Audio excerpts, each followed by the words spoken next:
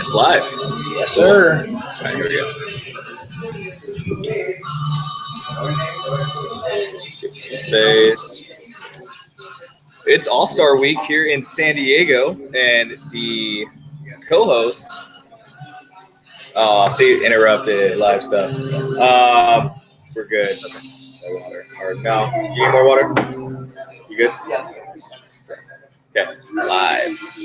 Cut that out of the other actual podcast. In fact, I can just do this. Restart it. It's All-Star Week in San Diego, and the big news this week is not with the Padres. It's that our co-host is in town in San Diego from Texas. David Droegemeier joins us live for the first live edition of the Friar Domination podcast. David, welcome, my friend. Thank you very much, man. It's good to be here. Always great to be in America's finest city, especially when we have one of the biggest events in all of sports, the All-Star Game. It's huge. It's one of the few All-Star games that to me really actually matters anymore. Because you got the NFL. Joke. Move this around. You got the NFL's Pro Bowl, Joke. which no one cares about. The players don't care about. The fans don't care about. No one really even goes to watch it anymore. There's like maybe 10,000 people go to Hawaii. Although this year they are moving it, I believe, to Jacksonville. That should help. The NHL All-Star Game, which I don't even watch the NHL, so can't really tell you much about that one. You got the NBA. The NBA one is good. I think that one's popular. It is right in the middle of the season. It's not that competitive, but they definitely have a lot of fun, and you can tell. Yep, exactly. Theirs is more, let's take a break and just, take a break from the season. Let's have some fun. They score like 200 points each in a game. It's insane. It is. But really to me, crazy. though, I mean, I love watching the home run derby. Yeah, I absolutely. love watching, you were just at the Futures game. But there's something about the three-point contest, the dunk contest, all those events like that with the NBA that just it sets it apart from other All-Star games. But I will say, man, I really like what MLB did to kind of spruce up the MLB home run derby. When they changed the rules last year to give them a time limit for how long they can get their home runs, I think that made that show a lot more bearable to watch, and it actually made it interesting. They did, and I like that they changed the format a couple years in a row. Because at first they took it down to like 7 outs with no time limit. Then they added the time limit, and I kind of like it. You can add more time based off home runs. It pauses when you hit a home run. Distance. I think on distance you get like an extra minute if you get over a certain amount of feet or something weird like that. It's gonna be fun.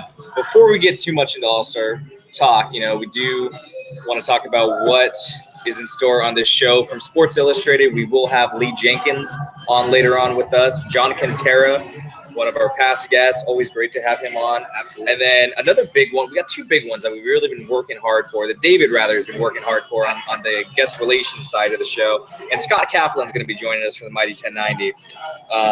And that one, Kaplan, I've been emailing his assistant, Allison, for, God, it feels like a month now. Absolutely. And, Kaplan, he went on the bike ride across America. I believe it was to raise money or something like that. And for those who are going to be tuning in on the live stream here via Google Hangouts, YouTube, whatever you're going to be on, the interviews are already pre-recorded. Record them throughout the week like we normally do for our podcast.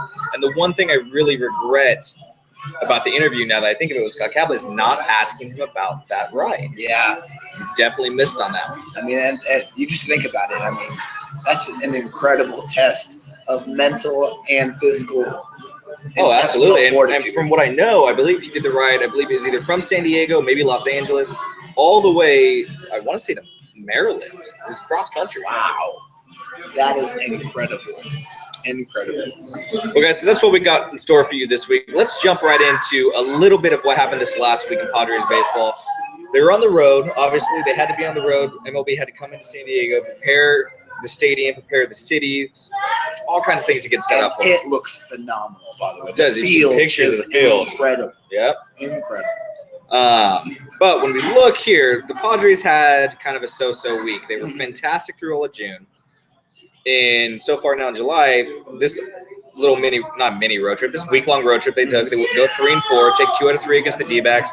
They were swept by the Dodgers. There were some impressive games. They took one those games. Did? Yeah, they beat the Dodgers 6-0 in the first game. For some reason, I was thinking we had 3 games. You're right. They did beat them 6-0 in that first game. Yeah. They did do that. So 3 and 4 for the week. 2 out of 3 from the D-backs. 1 of 4 from the Dodgers. And there were definitely some impressive games against the D-backs. There's 2 games we put up 8 runs in one game. I think 13 in the finale. And then even with the Dodgers, you said 6-0 in the first game. Then with the other scores, it seemed at least our pitching improved as each game went on, leading into, I believe, we lost today 3-1. Correct. Yes, the pitching was good. I mean, obviously, if you've been living under a rock, you don't know about Drew Pomeranz. But Drew Pomeranz pitched the 6-0 win against the Dodgers, and I mean, obviously, he was phenomenal. And he just learned that he was going to get his very first All-Star nod, and he absolutely deserves it. Yeah. He's got a 2.4 ERA, and it seems like when he pitches, the Padres have a very, very good chance of winning. Absolutely. With a little bit more on that, we do have a segment here. Matt Vasgersian, I believe it was yesterday's game, was actually on the regular Fox Sports show, not just Fox Sports San Diego. And I think it was actually blacked out in San Diego on Fox Sports San Diego. You couldn't watch it. But it was on Fox. It was on Fox. Yes. So if you got Fox in your cable, you're able to see this. But this is Matt Vasgersian talking to Pomeranz about that All-Star edition. And as of this morning, starter Drew Pomeranz also named an All-Star, and Drew good enough to join us on the telecast.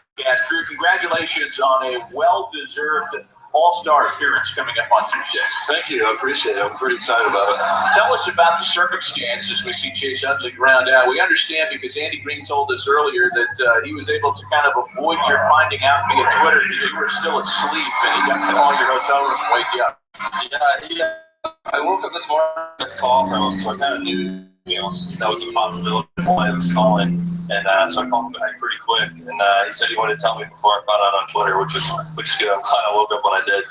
This year, and your first year as a Padre, and you have been a member of a couple of different organizations, some good years in Oakland. I know staying healthy was an issue for you in Colorado, but the light has certainly gone on, and I want to talk to you about working with Darren Balsley, who's been regarded as one of the best, and a guy whose name might not get as much play as other pitching coaches in Major League Baseball. So talk about your work with Darren and how that has helped you this year. He's great. He's a guy who's going to stand there. He's going to watch you throw. He's going to kind of study how you attack hitters, and just kind of offer helpful information about maybe you should do this, or maybe try this, maybe tweak this. He's just very he's very knowledgeable about the game. And he's done a really good job. I mean, guys like me came over. He's helped me a lot. Tyson came over from Oakland as well, and I think he helped him out a lot. He's really great. Well, I'm intrigued really with, although we got 2 outs, hopefully we can get this in. But when you go to spring training, what was your mindset? Certainly you want a job over, but what was your expectations going into spring training this year? I think Andy had written me off as being in the bullpen, and I kind of wrote myself off as being in the bullpen too, because kind of very minor surgery, and we're really wasn't feeling too great, but I was feeling good with all my pitches, shoulder was feeling great, and I told him meeting with him and asked him for a chance to start, and he gave me one. Hey, Drew, congratulations once again. This is so typical of us, right? We get 6 pitch innings. We could have talked to you for another couple of days, but congratulations. We'll see you at the All-Star game on Tuesday. Thank you. A couple things I want to touch on here first. How great is it to hear Matt Vasgersian doing commentary for a Padres game again? I love it. I mean, I love Mark Grant. I love Don Arcillo so far. But to hear Vasgersian back, it's just to me, it's insane. He's one of my favorite broadcasters out there.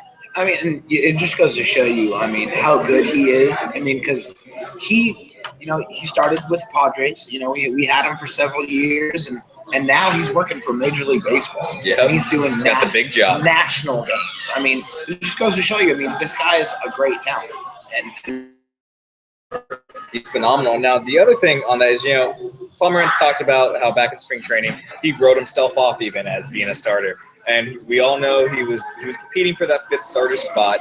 And as we've seen all year, and as we've talked about previously on this show, he's definitely become the ace, especially with the injury to Tyson Ross. Absolutely. One thing I really loved to hear is that he went into Andy Green's office. He requested a meeting with the manager and said, "Hey, Andy, I want to start." He said, "Hey, give me that shot, give me that opportunity." And he's definitely made the most of it. He has, and the most deserving thing was for him to become an all-star, and it couldn't have come at a better timing. We had just finished, I believe, talking to Scott Kaplan. We had finished our interviews for the day. Yep. And we saw the tweet. It was maybe like 30 seconds after the Padres tweeted it out or something that he made it in. And I remember I even told you, I was like, if only that would have came 10 minutes earlier, we could have brought that up, at least in the Scott Kaplan interview, talked to him about it, got his opinion. And, we'll have to talk about it next week with whoever we have next week. Yeah, we're going to have a couple of pretty big guests next week, but I don't know if we're going to reveal them just yet. I don't even really know who they are just yet. So that will be announced, when it normally is, about Wednesday or Thursday of the week. Anyway, let's move ahead a little bit. Talking back to this Dodgers series, there was a play, and we agree on it, but slightly different opinions on it. Chase Utley, he's, especially the last few years, it's kind of, maybe it's more pronounced now. He's kind of getting a bigger, bigger reputation. Exactly, reputation on just how he plays the game. His hard slide, I believe, against the Mets and the NLCS. I want to say it was against Jose Reyes. No. Not Jose Reyes. Who's the other guy? Ruben Tejada. He He actually broke Ruben Tejada's leg. And I think he was suspended for a game or something. And I don't think that was a big enough punishment. No. And when you're in the playoffs, you can't say, okay, we're going to throw you a 10-game suspension because you don't know how long it's going to be, And to me, you can't. I feel like anything more than a game or two when you're in the playoffs can potentially be too harsh, because what if those games are magnified? They're magnified. What if your team loses? Then all of a sudden, okay, now it stretches into the next season. Then you got to spend 8 games, the first 8 games of 2016, right? What it would have been without playing. And I think by then, it almost doesn't really matter for a situation like that. If it's PEDs, yes, different. But something like this, it's like we need that immediate satisfaction. Especially being in a playoff atmosphere, one game can mean a lot. Absolutely. So it is big. But so to me, and this is we'll talk about David's opinion in a second. I almost felt like his momentum leading to the ball with Derek Norris running by him kind of carried him into Norris a little bit. He did receive the ball and he kind of kept going. But to me, I feel like it was almost just his momentum. But you can see a little bit, okay, maybe he did step slightly out of his way to bump into Norris. But as you can see, co-host here, David has a slightly different opinion on that play. Yeah, I do.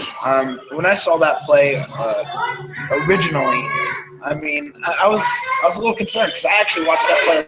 I was in Dodger Stadium watching that game, and for me, it was pretty clear that Chase Utley received the ball and he shoulder checked Derek Norris.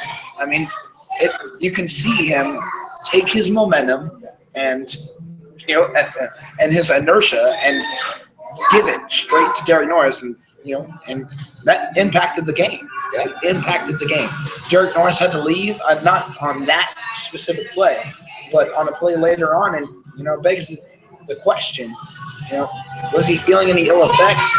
And Andy Green was a little fired up about that play. He didn't seem to be, he was very political in giving his answer about it after the game. But I'm sure he had some spirited words for the umpires during the game. Oh, and he came out and talked to one of the umpires about it. Yeah, and it just seemed like it was a dirty play to me. And speaking of Andy Green, here's Andy Green after the game in his post-game press conference talking about that play. I think it's an interference call. If a fielder is hit by a base runner when he's in the process of baseball, it's interference with the base runner. It changes once the fielder receives the baseball and is initiating contact with the base runner has the right of way. So Chase tried as best he could to get in the way and throw the ball simultaneously. That's the way I see it. That's by doing that, he creates contact very, very close to the time of fielding the baseball, which causes interference, makes the runner third go back to third instead of score. So it's definitely a sack play.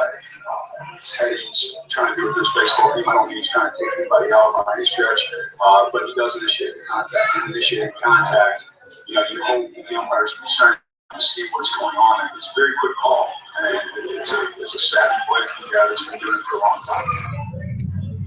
That's Andy Green talking about the play after the fact. Again, this is Friar Domination podcast presented by San Diego Sports Domination.com. We're broadcasting live and recording the show live today for the first time together. We're actually out at Buffalo Wild Wings in Santee. We're the only ones out on the patio, but there's some background noise. You're going to hear some cars going around, stuff that we're not used to having in our podcast shows. There is one other small family out here with us. I'm sure you guys all hear the baby chatter going on right now. They're having a good old time. That's part of the excitement about doing one of these out in public, kind of doing a live show out, away from the studio, wherever we normally might do the show. Moving ahead here, someone you've been huge on all season that I've been very, very underwhelmed by until recently, until maybe about the last 2 weeks. It's going to be Luis Perdomo. Even now, you look at Perdomo and his stats don't impress you at all. He's 3-4, 7.48 ERA.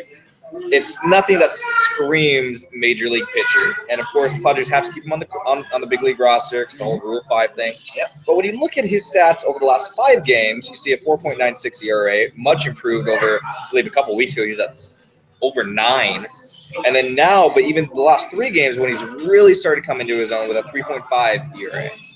He's been fantastic, and one thing I've been pressing on all year is the fact that this guy's a kid. He's never pitched above single A, and he's been thrust into the spotlight, and he's done very well with that. And he's showing you the improvement, that gradual improvement from game to game that you want to see from a young pitcher, and especially from a guy who has the ability to possibly be in your rotation next year. He's got the ability. I feel like, going into next year, we might see something more of a bullpen role for him. We'll definitely probably see him battle for a 4th or 5th spot, but I could almost see, depending on who we sign in the offseason, him definitely at least making the big club, maybe in the bullpen. Because, at that point, despite never pitching above single A ball until now, he'll have a full year's worth of major league experience over anybody else. Trial by fire. So it's going to be, if anything, you could see him as a middle relief guy, maybe in the 6th, 7th inning. But he will definitely be a guy who's going to compete again for that 4th or 5th role. It's just with Luis Perdomo, you see the super high ERA, but to be fair, he wasn't really put in the best of situations when he was, earlier in the year. He was the long relief guy. He was the guy that was going to throw 5 innings and extra innings. Yep. He was not, but he was the guy that had to wear it. He had to take it for the team a couple of different times, and that's why you see that really high ERA, yep. And that's why it's encouraging for us to see the improvement that he's shown through the last couple of starts. And I think the plus thing for him too is, most big leaguers, they come up or they start pitching, and they, their ERA balloons, or they don't have the stuff really. They're immediately worried. They're not going to stay on the big league club for long. They're going to be sent back down to the minors eventually. It's not a good situation for them. Perdomo at least has the luxury of knowing that he was picked up in that Rule 5 draft, and that barring the team, either bringing someone else up who's just dominating, or maybe if the team was in contention and making a big trade, barring anything like that, he's on the big league club for the season. Absolutely, and we all know the Padres are where they are. They're 15, 16 games out, and it's about time these young kids come up and show you what they got. And Luis Perdomo is definitely part of that. And with Luis Perdomo, the physical gifts, those are not ever in question. The guy throws 96, 97 with ease. He's got great sinking movement on his 2-seam fastball. He's got a nice slider that we've been seeing more and more often, and it's been really effective. And, like I said, I just want to continue to see that progression continue to happen. And, hey, if he makes the big club next year, great. If they see that he needs some more seasoning in AA and AAA, they have the ability to do that at that point. Yep. At this point, because of some of the noise out here, I do want to say some of these sound bites. The last 2 were okay. This one, I'm not going to play this one right now. Andy Green talking about Luis Perdomo. So this gives you kind of a excuse to really check out the show on Monday when it fully drops. That way I can kind of have this soundbite put into the show cleanly. So it has gotten a little bit louder out here. Our voices still seem to be picking up good levels. But for now, we're going to hold off on that. But Luis Perdomo, He has been fantastic this season, lately. Yes. Let's now move in a little bit to the All-Star Game. Actually, a lot to the All-Star Game. This is the main focus of this week's show. Of course, it's in San Diego. It can be argued that we got the All-Star Game because we named the Hall of Fame at Petco Park after Bud Selig. Although when that was revealed, almost 2 weeks ago now, about a week and a half ago, Scrapped. Selig's name is nowhere to be found on it, which I think is fantastic. I mean, and I have Fans were outraged when they originally found out that Bud Selig's name was going to be plastered. Yep, On and they our were, state, and rightfully so. But like, even for me, is when I look at it, I don't have anything against Bud Selig as a person, necessarily as a commissioner. Even I feel like he did some good things before. He did a fair job. Yeah. But to me, he did nothing for San Diego. Yeah. No, well, I'm not just for San Diego. There's no reason for San Diego to name anything after the guy. Now, some people said that, okay, he was instrumental behind the scenes of bringing Petco Park to San Diego, but then why isn't maybe a street named after him near the stadium? Or why 12 years after the stadium opened are they now doing something for his name? So I don't buy that. I don't buy it at all. I feel like the whole he did something behind the scenes is just some BS that some writer or someone wanted to cook up to kind of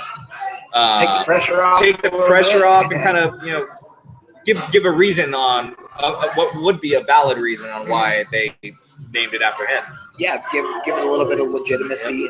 But with that being removed from the picture, I mean, I'm going to tell you, I mean, I was downtown today, game and a little bit of the block party, and the energy and the excitement is in the air. It is. There's a lot to do at FanFest, and it's a lot of fun. So it's family friendly. You got an opportunity to go down there with your family, take it, because the All-Star Game is in our great city, and who knows when it's going to be back. Exactly. I mean, it's the first time it's been back in 14 years. No, more than that. 92. 92. That's 24 years. Yeah. And I mean, I believe in the Quintero interview, or maybe it was Kaplan, we do talk about, you know, why did it take so long for the Padres to get another All-Star game?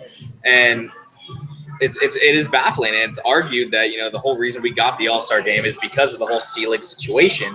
And I hope that doesn't remain to be the case. I hope that, you know, we get kind of put into a rotation of it. You know, I know MLB doesn't do a rotation similar to the NFL, right, where the NFL knows they have some stadiums that are ready for a Super Bowl, and they have some cities that are just too damn cold to have a big event like that in February.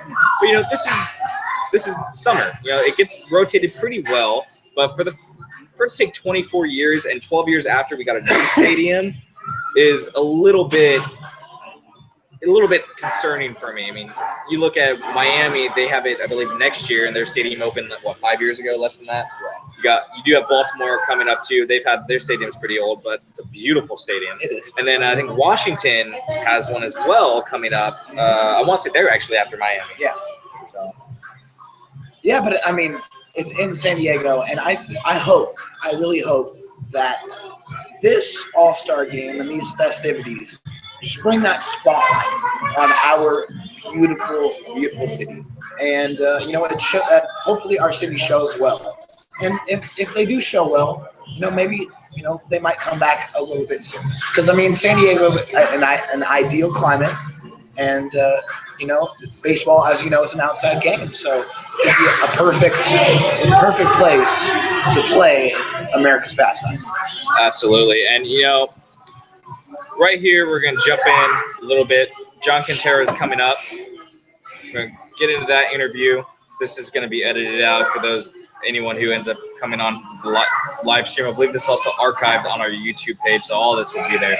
When you listen to the final version of this podcast, some of this stuff will be edited out, some of the more live stuff that doesn't really work so well for the recorded version of the show. But yeah, so this is a podcast live stream hybrid, because it's not a live radio show where we can do all this stuff, you know, kind of on the spot, easy stuff. We got people coming in, phone calls, stuff like that, like we would, you know, for a Mighty 1090. Yeah, well, we got to work our asses off to get those interviews. And we do, but you know, in some ways, in some ways, I feel like we almost have a little bit of an advantage because we can put ourselves, okay, someone like Lee Jenkins agreed to come on the show miraculously. A lot of big hard work. stuff, a lot of hard work. But with a guest like him, it's like, okay, we can make ourselves available anytime you want to come on. Absolutely. If you tell us you're available 3 o'clock on a Tuesday for 25 minutes, we can do it. When you're working, like back when I worked with 1090, it's like, okay, if you're booked for Cilio, we can only interview 6 to 9, sometime in that slot, and it has to be pretty rigid on far as the length. Has to be kind of rigid on when we put it in. See the content. Cilio tweets his guests out the day before, and he's got Bobby Valentine on tomorrow at 6:35 a.m. Yeah. I mean, it's just random times. It's more strict. So you gotta find your guests that are available for the times that work for you. For us, it's okay. You're available, like with Scott Kaplan. When I'm emailing with his assistant Allison, it's like, what time is he available? Saturday, 10:30. Cool, great. We'll call him. We'll take it when we get it. But when we conduct really good quality interviews, and you're gonna hear it. These interviews that we've done are probably some of the best that we've ever done on the Friar Domination podcast. And when we get that professional style interview with these type of guys at that echelon, that opens doors for us. Yep. That also welcome. They say, okay, these guys know what they're doing, yep. So we can jump on the show again because we know what to expect. And that's really good to know. Yeah, and nothing. This is not to put down any other podcasts out there. There are a lot of great podcasts, especially Padres podcasts. We don't see guys like Lee Jenkins going on some of these other shows. Not at all. We don't see Scott Kaplan going on any of these other shows. Especially the coach. And we have had some similar guests. We've had Kyle Glazier on, I believe, twice now, and he's appeared on some of the other. I believe he's been on East Village Times. He's been on some of the other ones as well. But some of these guys are mutual, but we're starting to see some bigger guys. It's not for lack. It's not because our show is superior. It's we're going after these guys as hard as we can. Dave, I can't tell you how many tweets David sent to Lee Jenkins, and I can't tell you how many emails I sent back and forth with Allison to get Scott Kaplan on the show. Thank you, Allison. Jake and I want to thank you. We really appreciate it. We had a great time talking to Scott. Absolutely. So moving ahead. All right, let's see. How do I close this interview? That was John Cantera on the show with us. Friar Domination podcast driven by San Diego SportsDomination.com. Great stuff always from John. Hope he's enjoying the festivities this weekend. He's going to be at the Home Run Derby on Monday. He's going to be at the All-Star Game even on Tuesday, I believe. And great stuff always from him. We can't wait to talk to him again. Moving ahead, let's talk about defense. One thing that's been kind of a good thing, cleared up in here. We just got quiet. It's miraculous. I feel like my voice is just louder now. One thing that has not been lacking, turn that up a bit. One thing that's not been lacking from this Padres team is actually defense. We've had some blunders here and there, but for the most part, the team has really kind of stepped up defensively. Well, we all knew what we were getting in the outfield last year, and it was tough. You knew that there's some balls that those guys weren't going to get to, and partly, that's their inability to play the position, or they're just older and they don't have the range they used to have. But you got to give these guys credit this year. Like Andy Green, with his defensive shifting and his positioning of those guys and really good spots for them to make a good play. And one of those guys that has benefited from that is Ryan Schimpf, and he is our defensive player of the week. Up the middle, Schimpf makes a nice play and throws in time to get Drury. Excellent play by the second baseman, Schimpf, not only to get to the ball, to pop up and make the throw. Now look at the LSU Tiger do his stuff. Quick infield here, chasing the field. And as Dick said, he set his backside, almost like a pop-up slide, and then fire his strike to get him by half a step. That's a big league play. And one thing that many people might not know about Chase Field is, I grew up a little bit in Arizona when I was younger, so I've been to a bunch of D-backs games. And Chase Field is notorious for keeping the grass nice and low. Letting so grounders, they're going to come out your fielders quicker. And Schimpf on this play, he makes kind of like a sliding stop, actually all the way almost behind second base, jumps up immediately, all in one fluid motion, and he fires a bullet to Myers at first to retire the batter. Right to the glove. I mean, and when you look at the runner that made contact with that ball, and after that play, he was flabbergasted. Yeah. He's like, how did he get to that ball, and how did he make that nice of a throw on the run? And he threw off his back foot, and it was right to the glove. Fantastic play by Schimpf, and he's someone who, I mean, obviously, we saw some of his numbers coming up through the minors. He was having a good year. I believe he was in AAA before being called up. And, you know, in the majors, he's been kind of average so far. I mean, not average, but I mean, he was hitting, I think, right around 200. He did have I think it might have been that same game that he made that defensive play. He had 2 home runs and just a rout against the D-backs in Arizona. Absolutely. Schimpf, he's got a line drive stroke, and that's evident if you take a look at the hits that he's gotten this year. I believe 95% of them are extra base hits. He's only gotten 1 or 2 singles. Everything else is a double or a home run. Yeah, he's been great for that, and he's one of the people that we are excited about. I mean, you know, he can play a couple positions. I believe he came up playing third. Yes. And in that game, obviously, he was at second. But, you know, it does give you some excitement as, you know, a backup, and we love Solarte. I love huge on Solarte. Absolutely. But we don't know what, especially with the way this Padres front office works, we don't know really who's going to be around. Right now, we hope Myers is going to stick around. We hope that they sign him long term. Yes. We hope a guy like, you know, God, like Spangenberg is going to be around for a while. We know Norris isn't going to be around probably after this year, right? Especially with Hedges. Yeah, waiting in the wings. But Schimpf's another guy who we can really look for. But speaking of this Padres front office, I don't know if many people have heard about this, but there's been a rumor going around social media, mainly on Twitter, that there could be a potential huge change in the front office organization to the Padres after the All-Star game concludes. Something is brewing for sure. Something's brewing, and we don't know what it could be. I mean, it could be. I've heard different things that maybe Ron Fowler is gonna, you know, sell his portion of the team, or, you know, Mike D could be fired, or someone else is gonna step down. One thing we do pretty much know for sure is Andy Green's not gonna be fired. Nope.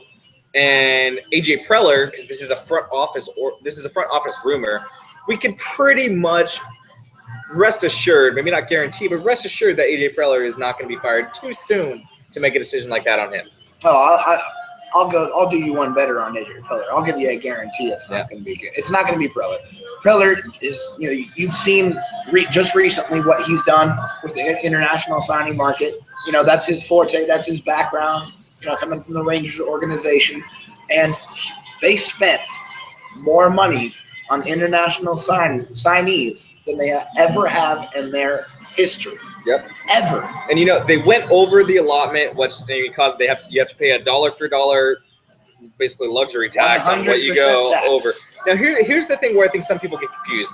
One of my buddies, we were talking about this the other day, talked about how, okay, because they went over, they cannot sign any international prospects for the next 2 years. It's not actually quite like that. What it is Padres organization cannot sign any international free agent, basically, or in this draft or whatever you want to call it, to more than a $300,000 signing bonus. Yes. So, I mean, they're not going to get some of the guys they signed this year. I think they just signed someone to an $11 million bonus. That would be Morejon. He's Yeah. a left-handed pitcher, and yeah, they gave him $11.5 million. Yep. So they're not going to sign anyone like that. No.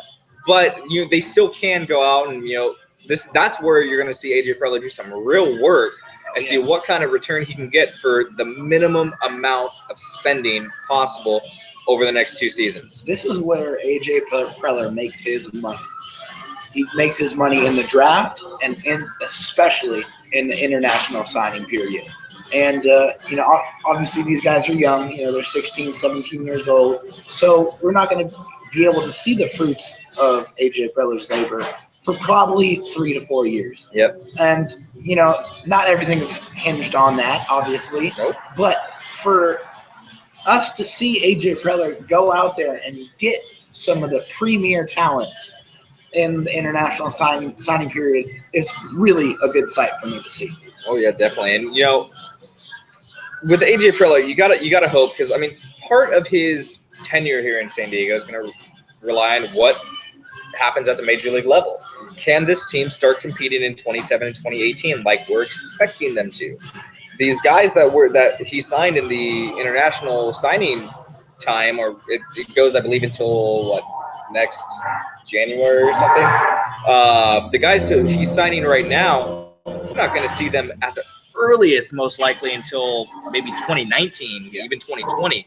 So we just have to hope that the Major League Club does well enough over the next few years that AJ is actually going to be around to see what happens to these guys. And I hope AJ, he signs Will Myers to a big contract extension to change the culture of the Padres organization and how they view their stars.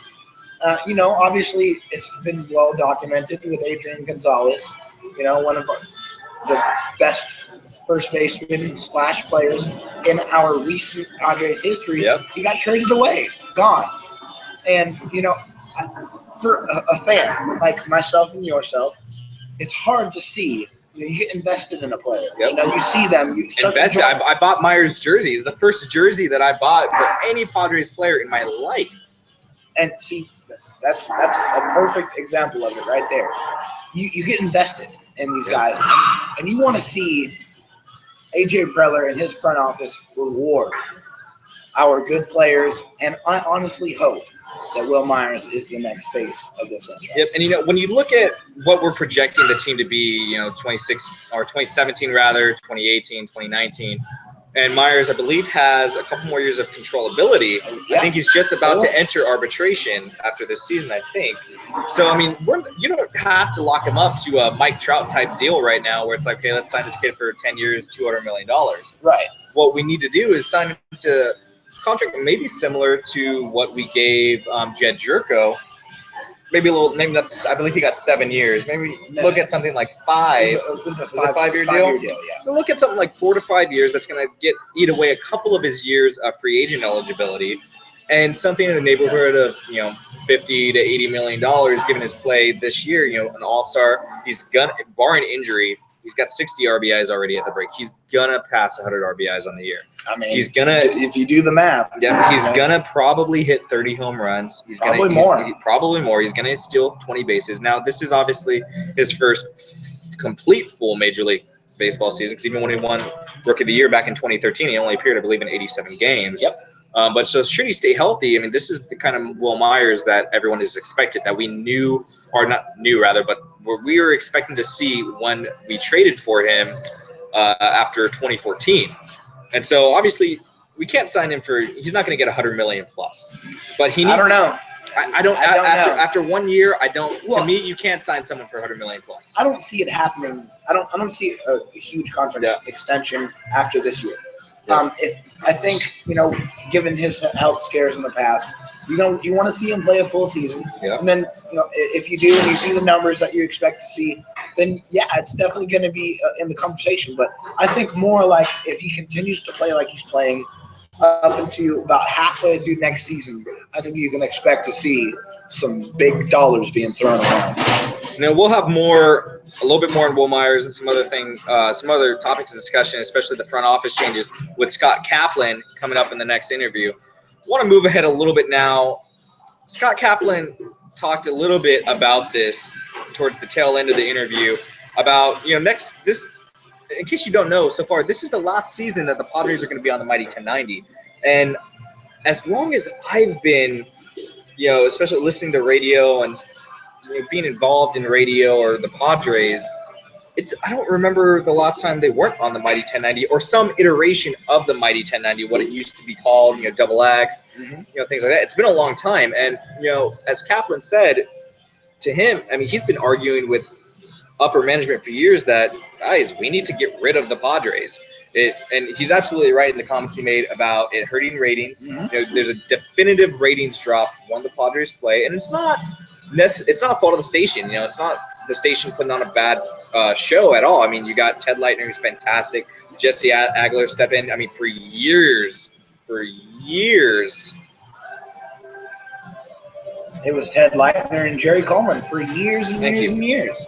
For And years. you knew what you were getting from those guys, just nothing but professionalism. And the Mighty 1090 does a great job with their obligations to cover the Padres, but Scott Kaplan's got a legitimate gripe here. When the Padres are playing, his show gets preempted. That means it's canceled. And oftentimes it's not just his show; it's the 6 o'clock hour too. Yeah. And more often than not, actually, I mean, Scott and VR get put off the air quite a bit, especially when they're on the road.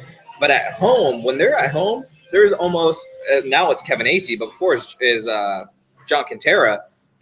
When the Padres are playing at home, there is no 6 o'clock show for those guys. That means these guys are not getting paid, the same amount that they normally would be because they're not on the air. They're not on the air, so they're not able to get a bigger contract for it because they're not doing the same amount of work. And it don't like me. I've only, especially since Kevin Acee is relatively new to the 1090, I've only been able to listen to him a handful of times. Absolutely, and it's going to be interesting to see how a station that is not sports related in any way whatsoever cover a Major League Baseball team for the first time in their history. Yeah, and this isn't unprecedented. Obviously, the Chargers moved all of their stuff over to Rock 105.3, and they've been there for years now. And 105.3 does a great job of covering the Chargers. I think the broadcasts are great. Hank Bauer does a fantastic job. Who's the other commentary on that? Josh Lowen. I don't know why. I always think of Hank Bauer first, but I do love Josh Lowen. Absolutely. Great commentator on the game. Great voice. I mean, and but Kaplan nailed it on the head. A San Diego radio. I'm not going to call him a radio icon, but someone who, if you've listened to the radio for years in San Diego, especially stations like 91X, 94.9, the name Chris Cantori. And I mean, I used to listen to his show every single morning going to school back when I was in high school. But Kaplan's right. He's not going to have any interest in interviewing Matt Kemp. No. And bringing Matt Kemp on his morning show and just talking a little Padres. It's not going to happen. Will Myers. I mean, no. None of them. They don't know how to. I'm not. Nothing. No offense to Mr. Cantori, but they don't conduct those type of interviews. Yep. They don't really know the feel of how those things go. And it's really, they're gonna. Like I said, there's gonna be some growing pains. I really believe the first year on 94.9 for the Padres and for the station, it's gonna be rocky. It's definitely going to be rough, Let's move ahead here just a little bit. We do have some awards we want to give out. Get into some fun stuff. Get away from this negative Padres leaving 1090 stuff. Awards, there have been, despite the team really not, I don't want to say underperforming, but definitely not meeting some of the minor expectations that were even had of them going into this year.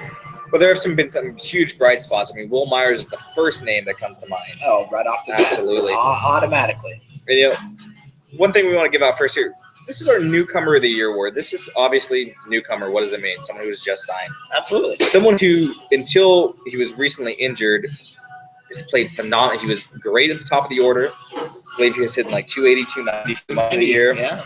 Great defense, had some speed. A veteran, came from a winning club in St. Louis. I mean, he just knew how to win. Yes. And that's John Jay. Absolutely. And I couldn't agree more with you. John Jay has been a spark plug. He's been great. He gives you a professional at bat every single time he steps on the field. He's injured right now, but he did enough when he was on the field to earn him the nod. To get him the hardware. He deserves it. And like you said, he brings that winning attitude and that winning culture and that veteran presence that you want from a guy that you traded for. And for a relative, I mean, he's not that old. 31, 32? Yeah, 30. He's not that old. You're 30. And, I mean, he's a guy, I mean, if obviously we can't trade him now because I don't think he's going to be back before the trade deadline. I wouldn't mind if we signed him for another year. I wouldn't mind either, although I can see on the other side of the spectrum, given, guys like Travis Jankowski and, Manuel Margot, who showed pretty well in the Futures game. Yep. The opportunity to play. But, you could definitely look at this. If John Jay gets healthy sometime in August, he's a definite waiver wire trade candidate. Absolutely. And, moving ahead to some of these other awards here. Want to give honorable mention on our best reliever award to Brand Hand. Yes. I believe we got him off the waiver from Miami. Yep. And he's performed very well in a Padres uniform. But and it's just something you don't expect from a guy you pick up on the waiver wire. And he's been thrust into every situation that you can expect. You know, for long relief, coming in to give a 3 or 4 innings in the middle of a tough game, or picking up the slack in a bullpen game, or coming in against those tough hitters. He's been very, very good, and it's been really nice to see. Once again, this is the Friar Domination podcast presented by San Diego Sports Domination, live from Buffalo Wild Wings. Before we continue with these awards, I just want to say, is this playlist that's going on right now, it's unbelievably awesome. It is. We got Cheap Trick right now. We had some Queen earlier. Good stuff here. They got it. They're getting that sports kind of vibe a little bit, you know, going on, and hey, I like it. All right, so best reliever award. This is going to go to Ryan Buchter.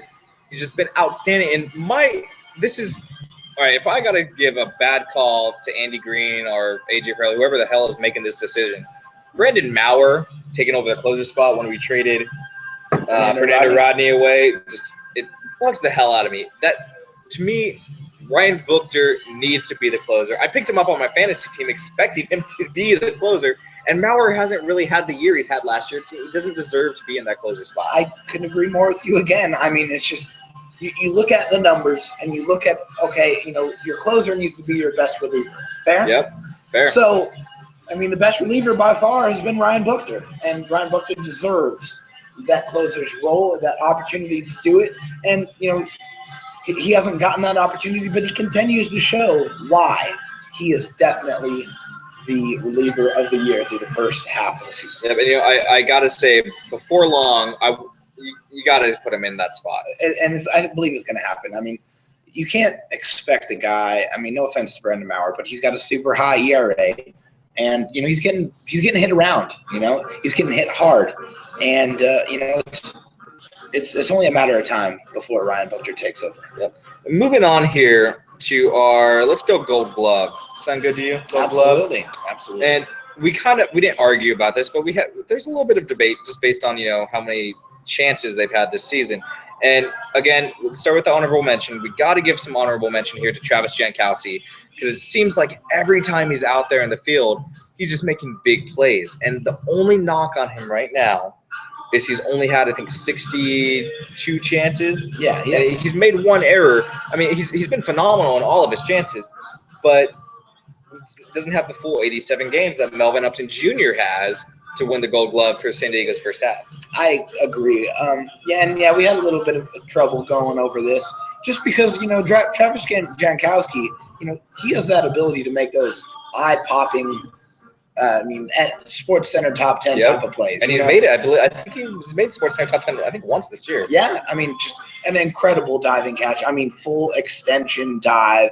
And, you hit the glove like, man, those are the kind of catches that feel really, really good. But going back to Melvin Upton Jr., Melvin Upton Jr. has been doing it all year long.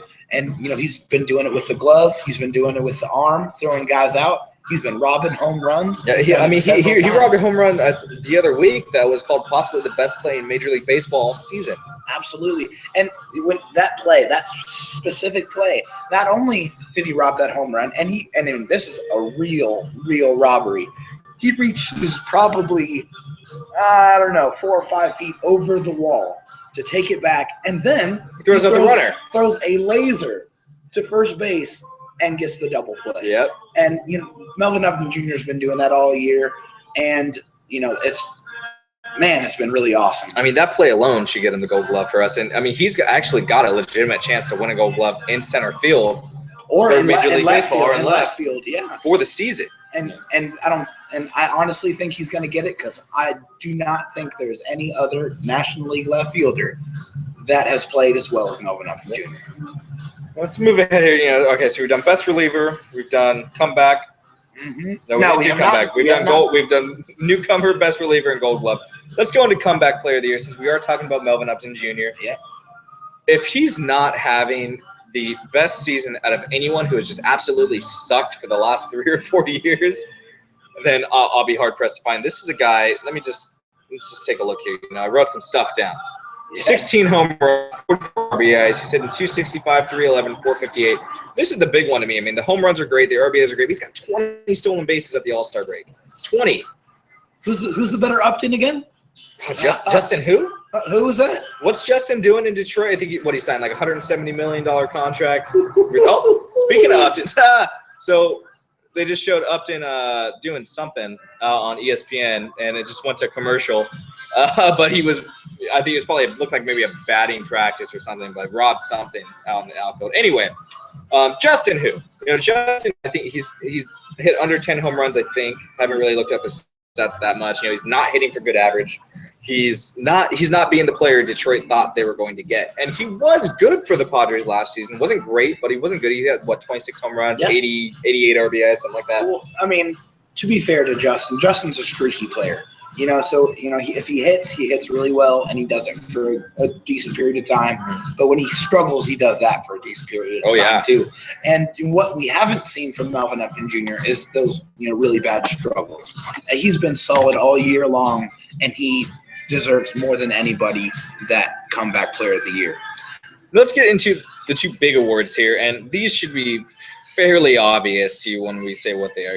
The Padres version of the Cy Young for the first half, it's got to go to Drew Pomeranz. There's no other pitcher in the organization that has even been nearly as good. For the longest time, his ERA was down, below 1.5. He had the one bad start, and I think he had another iffy start recently that has ballooned his ERA up to a horrendous 2.47. And his 8-7 record is incredibly deceiving because he's got an offense who is either giving him 10 runs of support or is giving him 0 runs of support. And he's thrown over 100 innings, 115 RBIs, and it was capped yesterday by being added to the National League All-Star team.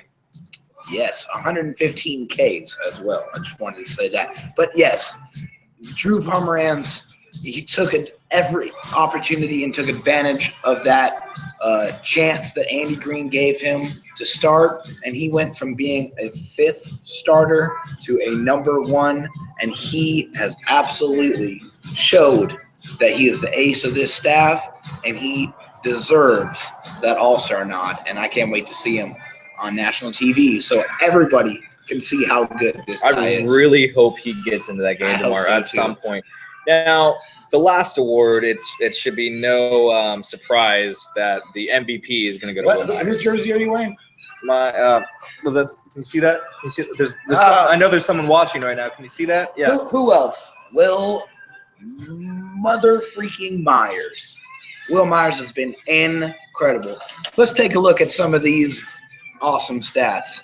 19 home runs. Man, I would have loved to see 20 because that just has a beautiful ring to it. When was the last time a Padres player had that many home runs in an All-Star game? You think of that top of your head? Before the All-Star break.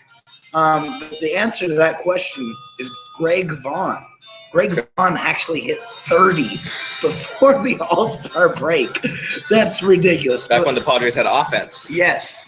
But yeah, that's 19 home runs, 60 RBIs, a 290 average. So that means he's doing it on a daily basis. Yep. 355, 528, 3 wins above replacement. So that means he himself is giving you 3 more wins. And here's another big one on this. You got the 3 WAR rating, but here's the big one that I see here: 0 errors. 0. This is his first year playing first base. So not only is he hitting the ball well, he's stealing bases with 15 stolen bases on the season, but he's yet to commit an error at a position I don't believe he's ever played before at any level. No. And to me, I mean, that's everything about that just screams MVP. And when you've heard Will Myers talk about himself, he expects this. He said, if I'm healthy, I know I can put up these numbers on a consistent basis, and he's showing everybody that he's capable of doing that. And now he's going to be in the home run derby. And hopefully he's the DH, the starting DH for the National League All-Star team. When are we going to get to see those lineups, I do not know, but hopefully soon, maybe tomorrow. That would be great. But honestly, I don't think there's anybody else more deserving to be that starting DH than Will Myers. So again, remember, this is a hybrid version of the Friar Domination podcast, live, also recorded. We're going to throw in the Lee Jenkins from Sports Illustrated interview right here. You can catch that tomorrow, actually, when we upload the full show. And definitely tune into that. So we're going to jump in. I don't know what to say now. So that was Lee Jenkins coming on the Friar Domination podcast, presented to you by San Diego Sports Domination. Once again, we are live from the Buffalo Wild Wings here in Santee. And it's great stuff from Lee. You want to thank Lee for coming on once again. You can't thank him enough. And I've loved every single guest we've ever had on this show. Absolutely. But there's something about talking to Lee Jenkins that was just above and beyond one of the best experiences so far that we've had doing this. I mean, obviously, these interviews, we recorded them earlier in the week. We actually had to catch Lee middle of the week based on his busy schedule. And he sat around and talked to us for a good 20, 25 minutes after the interview was finished. And, man, he's a native San Diegan, if you don't know. And, you know, Lee Jenkins, he does Covers the NBA. story. He does cover stories for Sports Illustrated. I'm talking cover stories. Yep. Right If you guys pay attention to the San Diego Sports Domination Twitter, I actually, I think about 40 minutes before we officially announced Lee Jenkins was going to be on the show, I tweeted, I think, 6 or 7 covers of Sports Illustrated, and the one thing that all of them had in common was a cover story by Lee Jenkins. And, man, yeah, he talked to us for 20, 25 minutes after, and, man, he is such a cool guy. I am so glad that I put in all that effort to get him on the show. Well worth it. And, yes, it was completely worth it. Thank you so much for coming on our show, Lee. We really appreciate that. All right, so let's get in a little bit now to the big events of this All-Star Week, and that is the Home Run Derby. Let's start with the Home Run Derby. Obviously, we've talked a little bit about Will Myers being in the Home Run Derby. That was huge, and there was some people kind of saying, you know, maybe they don't think that Will Myers should do the All-Star or the Home Run Derby. His swing is incredibly hot right now.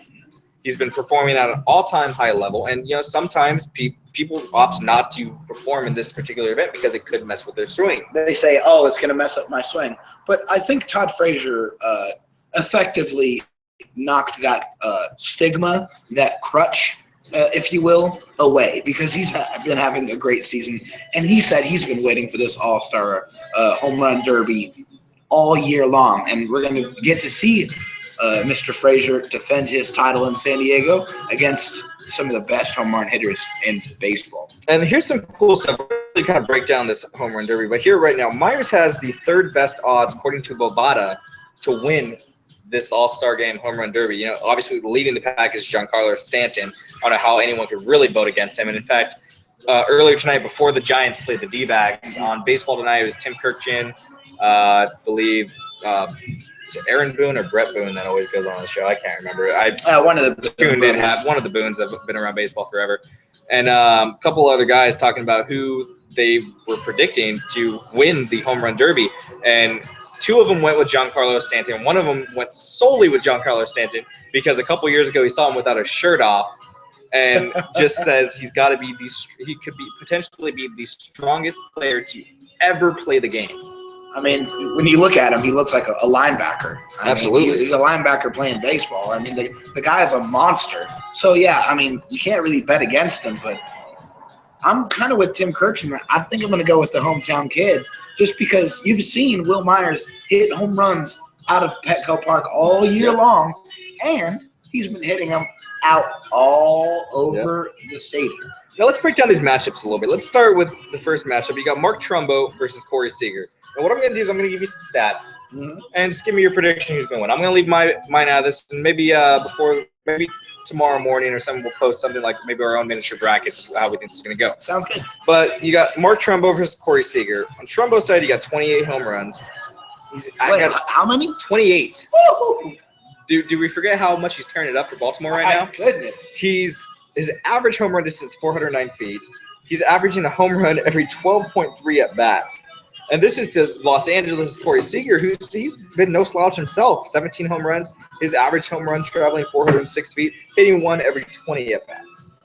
I'm going to go with Mark Trumbo. I don't think it's much of a debate here. obviously the guy's been putting him out. I mean, yeah, he's a DH, but Trumbo. Next, we got Robinson Cano versus Giancarlo Stanton. Cano, he's phenomenal year. His first year and a half, 2 years almost in Seattle wasn't that great. No. Average was low, wasn't hitting many home runs, but now he's got 20 home runs on the year, hitting one every 18 at bats. Excuse me, Giancarlo Stanton, 19 home runs, hitting one every 14.5 at bats. And it's funny because Stanton, he got into a bad struggle earlier in the year, Yep. and it took him a while to get out of it. I mean, we saw him in San Diego, and he was not the Giancarlo Stanton that we are used to seeing. But with that being said, I'm still going with Giancarlo Stanton. Now, I almost don't even need to ask you this one, but Adam Duvall versus Will Myers. Will Myers. Next. Okay. Todd Frazier versus Carlos Gonzalez. Frazier's got 25 home runs of his own, annihilating the ball, hitting one every 12.6 at bats, and Gonzalez in Colorado, 18 home runs to his name at one every 18.5 at bats. That one's a tough one. Because I mean, I like Carlos Gonzalez's swing. I mean, I think he hits the ball hard, and he has that ability to to hit it out and hit it far. But Todd Frazier's the returning. He's the champ. So with that being said, I'm going to go with the champ on that one. Now, Todd Frazier. Now, according to CBS.com, they're predicting Todd Frazier versus Will Myers in their brackets final. And now here's the cool part, is they're predicting Will Myers is going to beat Frazier. Now, we're going to skip ahead to the final here. CBS Sports, and I like this final matchup, and I believe you saw this somewhere else too. Yes. We're looking kind of – the prediction right now is Giancarlo Stanton versus Will Myers in the final. And here's kind of the best part about this. Put their numbers side by side. Each have 19 home runs. Stanton's average home run is going 421 to Myers 405. At bats, they're pretty close. Stanton's hitting one every 14.5 again, and Myers is one every 17.6. It's going to be hard. That's a really, really tough one. And, I mean, my heart says Will Myers, but my mind, just keeping in mind, that average for Giancarlo Stanton as far as home run distance. I mean, this guy, he hits the ball 450-plus feet on a regular basis. And so, obviously, if you're not familiar with the rules of the home run derby, you get extra time for home runs for 450 feet. Yep. So, as much as I would love to see the hometown kid win, I'm going to go with Giancarlo Stanton. Now, let's move ahead here to the game itself. You got – and we're not going to break it down too much. We're not going to really, talk about every single player on the roster and, really get deep into it like that. But, we got Andy Green, who's going to be one of the coaches for the National League, which is great. Of course, we've talked about Drew Pomeranz and Will Myers making the club itself, and there's still a small chance that Melvin Jr. could get at it. Very small. But here's the one thing I don't like, and we won't talk about it too much, but I just can't stand this. With the Chicago Cubs' entire infield being voted in to the All-Star game. Nobody, and correct me if I'm wrong, you know what, tweet me, do whatever, I don't give a damn. Correct me if I'm wrong, but does anybody in the country, even if you live in Chicago, want to see the Chicago Cubs versus the American League in the All-Star game? No. Definitive no. There's two players in particular in my mind that are starting the All-Star game that do not deserve to do that. Number one is that shortstop Addison Russell. Addison Russell should not be starting the game. As much as I hate the Dodgers, that should go to Corey Seager. Yep. Corey Seager should be starting the game because he's the better player. And number two, that is Ben Zobrist at second base, and he does not deserve to be starting. That honor should go to Daniel Murphy. Daniel Murphy has like a 350 average. He's tearing it up, and he should absolutely be starting at second base for the National League All-Star team. Yeah, and that's the problem when you look at the fan voting element, is you got clubs like Chicago, Boston, New York. Big markets. And, San Diego, we're not a huge market, but we're not a super small market either. But there's a lot of people in this city. But the fact of the matter is, there ain't crap to do in Chicago. there's not. I mean, there's some good stuff to do in Boston, but not, you know, in a place, not nearly like a place like New York. In fact, Boston people, they'll probably often go to New York to do stuff. But, you know, when you look at the difference here is, I mean, it's hard for San Diego fans to get truly excited about voting and getting excited about their team if they're not winning. If this team has a record, say, similar to Texas or Chicago right now, 50-plus wins, they're in first place, they're very much a bandwagon city. Oh, yeah. We are. So, We I mean, are. you could see voting like that eventually in San Diego, should the team start winning. But until then, we're never going to see our guys voted into the starting lineup. And it's not for that I think we should abolish the fan voting element of the starting lineup, because I think fans should have a vote. But what I think it should be is the fans get to choose the first, let's call it 10 players. Let's make a nice even number, easy thing to do. One from each position plus one additional player. Now, from that point, it's up to the managers who they want to start and how they want to organize the game. I agree. And the managers will still manage it. You know, everyone gets an inning or two, move things around. But the fans should just be able to vote players in, not who starts. I couldn't agree with you more, and I'm so glad that you brought that up. I am all for, you know, having the fans, you know, because the fans are the lifeblood of the game, you know. We're the ones going, spending our money and watching these guys play. But, I mean, they're your fans, you know. We're only fans. Yep. So, you know, we're going to vote with our hearts, obviously, and that's what happens. So I really don't believe, and I don't think that they should have that honor to, you know, determine who's going to start in the All-Star game, especially in an All-Star game that has some significance. You know, the winner of the All-Star game gets home field advantage throughout the World Series. And that's a big deal, you know? That's a big deal. Now, the one thing I could see here is, you know, okay, the Chicago Cubs are one of the favorites to make the World Series, so maybe voting all their guys in as the starters helps the National League win. Maybe you know, maybe Bryant hits a home run, maybe Rizzo hits a home run, and Addison Russell and Zobrist do something that actually helps. And maybe one of them is the All-Star Game MVP, and then, you know, the Cubs make the World Series, and then, you know, okay, then it's like, you know what, fans, you did something. But to me, 99 times out of 100, that kind of stuff is not going to happen. I agree, and like I said, I'm all for that. You know, hey, let the fans vote to go to the All-Star game. But let the coaches, the guys who know the game and they coach the game, determine who's going to start for them and for their team. Guys, once again, I want to thank you for listening to Domination.com, and always you can find us on Twitter at San Diego_sports. You can find us on Facebook, San Diego Sports Domination. The website, of course, again, San Diego Sports Domination.com. Check out his page, Diehard San Diego Sports Fans, one of the biggest, I think it might be the biggest San Diego sports fan page in San Diego. You could definitely check out Lee Jenkins on Twitter, SI_Lee Jenkins. Huge thanks to him. Big Kaplan, the coach, John Quintero, for coming on the show. And you can find me on Twitter at DHSD619. You can find Jake over here on Twitter at Jake Harmon SD. And remember, guys, do not forget to subscribe to us on iTunes, on Google, and, you know, tweet our show out. You know, hey, interact with us. We're always willing to talk sports. Constantly, especially this guy. He has no life, apparently. I do not. Until next time, guys, enjoy the All-Star game. We'll see you we might see you next week. We might do another one of these live shows. We'll see. David is going to be in town for next week's show as well. Yep.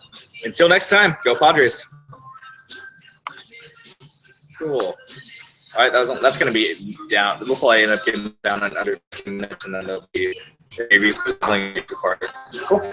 Definitely supporter. Oh, hey, real quick, there was a couple listeners. Oh, we got 2 people checking this out right now. Hey, what's up, guys? Check this out. Cool. I'm sure there's more over on YouTube because I don't know how this whole stuff works. For you guys, again, check this out. Whoever's watching this right now, check it out tomorrow. It's going to be dropping probably, I don't know, 9 a.m., something like that, 9, 10 a.m. Those interviews are really good, guys. I mean, they're really good quality, and I really believe that it's some of our best work. Yep, especially check out the Lee Jenkins interview. He has a lot of outstanding things to say. Even though he's an NBA guy, he had a lot of good stuff on the Padres. And then the one that I was actually super pleased with was Scott Kaplan. Oh, man, I love talking to Scott Kaplan.